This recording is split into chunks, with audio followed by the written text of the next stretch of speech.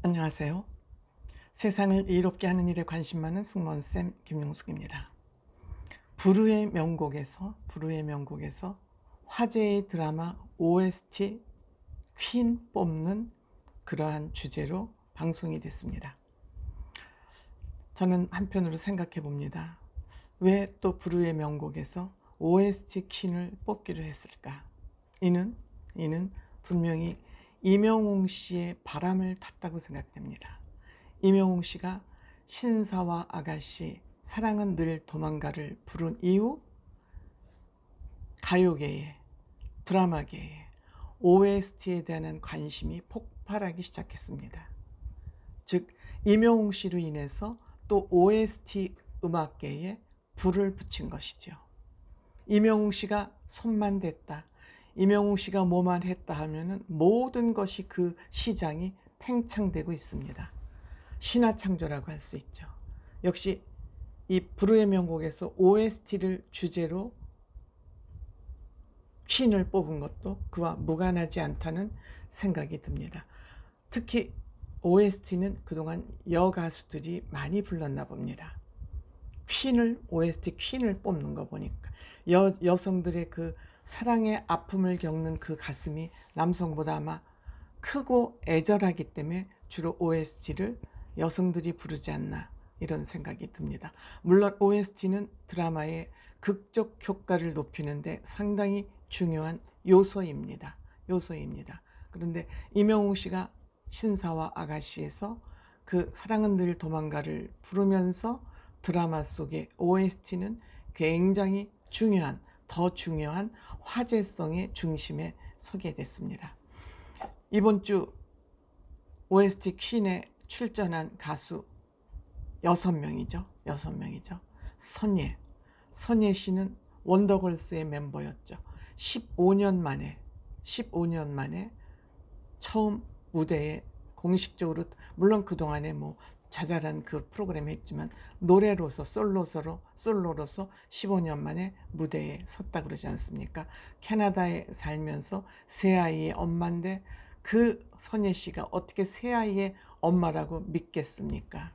20대 초중반, 중후반이라고 봐도 되는데 그런 엄마가 아기가 셋이 있다 그럽니다.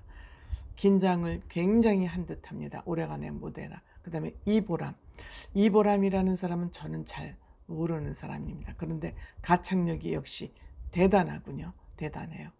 그 다음에 바다씨는 퍼포먼스 퀸이죠. 이 바다씨는 자기에게 무대가 주어지면 그 무대를 폭발적으로 만들기 위해서 엄청난 퍼포먼스를 준비하는데 이번에도 그 의상을 영국에서 직접 공수해 왔다 그러지 않습니까? 무대에 임하는 성의가 정말 대단합니다. 그 다음에 우승을 한 에일리시는 좀 뒤에 얘기를 하기로 하고요. 임정희 씨는 JYP의 아마 전속 작곡가로 아니면 보컬 코치로서 그 선예 씨하고도 스승과 제자 사이로 굉장히 오랜 인연을 맺어온 사이인가 봅니다. 물론 OST 작사 작곡 전문가이기 때문에 엄청난 곡을 만들어낸 만능 디바라 그럽니다. 임정희 씨 역시 노래 잘하지요. 그 다음에 박민혜 교수 빅마마의 멤버이기도 하죠. 지금은 이제 교단에서 학생들을 가르치고 있습니다. 이와 같이 5명의 OST 퀸들이 올랐습니다. 디바들이 올랐습니다. 근데 결국 우승은 에일리시가 했습니다. 에일리시는 제가 처음 봤을 때 이 사람은 패티김 씨의 뒤를 이을 만한 그런 가수다. 무대 위에서 카리스마나 그 가창 능력이나 패티김 씨 뒤를 이을 만한 가수다. 이렇게 저는 마음을 먹고 그 영상도 제가 언젠가는 한번 유튜브에 올린 적이 있습니다. 역시 지금까지 우승 트로피만 10개를 가지고 있었다 그러는데 이번에 11개를 채워갔습니다. 역시 에일리시 무대를 보면 역시 다르다. 뭔가가 다르다, 에일리시는. 그런 생각을 갖게 합니다. 그런데 마침 에일리시가 신사와 아가씨를 불렀습니다. 이 신사와 아가씨를 부르면서 에일리시가 얼마 전에 어머니를 여의었기 때문에 미국에 계신 외할머니께서 늘 가슴 아파하는 이 에일리시한테 전화를 해서 위로를 한답니다. 즉 그러니까 에일리시는 할머니도 할머니의 딸을 잃었고 또 손녀는 손녀의 어머니를 잃었습니다. 그러니 이 슬픔의 공감대가 얼마나 크겠습니까? 그러니까 멀리 떨어져 있는 손녀딸을 위해서 전화를 해서 늘 위로를 한다 그럽니다. 그런데 이 노래를 부를 때까지 물론 부르기 전에 눈물을 흘렸습니다만 이 노래를 부를 때는 꾹꾹 감정을 추스리면서 잘 불렀습니다. 즉 그 가수들의 책임감이라는 건 정말 대단하죠. 근데 노래가 끝나자마자 슬픔을 가누지를 못하잖아요.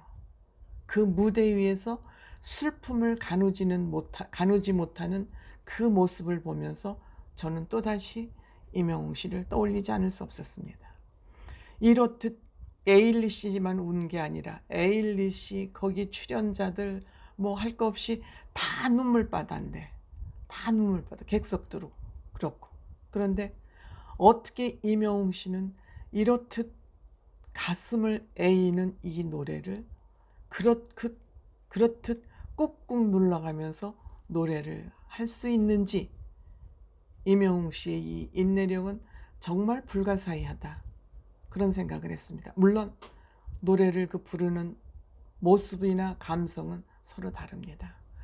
에일리시는 어느 정도 그 감성을 내질렀지만 임영웅 씨는 이 노래 시작부터 끝까지 그 감정을 계속 절제를 하면서 이 노래를 쭉 끌고 가지 않습니까? 그렇기 때문에 임영웅 씨가 부르는 노래는 가슴에 와서 절절히 닿습니다. 또 어떻게 이렇듯 슬픈 노래를 그렇게 담담하게 불러낼 수 있을까? 그러니까 듣는 사람, 청자들에게 억지스러운 감정을 불러일으키지 않기 위해서 잔잔하게 그 슬픔을 머금고 부르는 임영웅 씨의 노래는 정말 일품이다. 임영웅 씨의 노래를 다른 사람이 부르는 모습과 비교를 하면 할수록 물론 에일리시도 노래 엄청 잘하는 사람이죠. 엄청 잘하는 사람이죠. 가창도 그렇고 엄청 잘하는 사람이랑 같이 비교를 해봐도 임영웅 씨만큼 노래를 할 수 있는 사람은 남녀 공이 찾기가 힘들다. 드물다. 그 감정을 꾹꾹 누르면서 인내하면서 그 부르는 노래는 임영웅 씨를 따라갈 사람은 지금까지는 발견하지 못한다. 발견할 수 없다. 그것이 저의 생각입니다. 고맙습니다.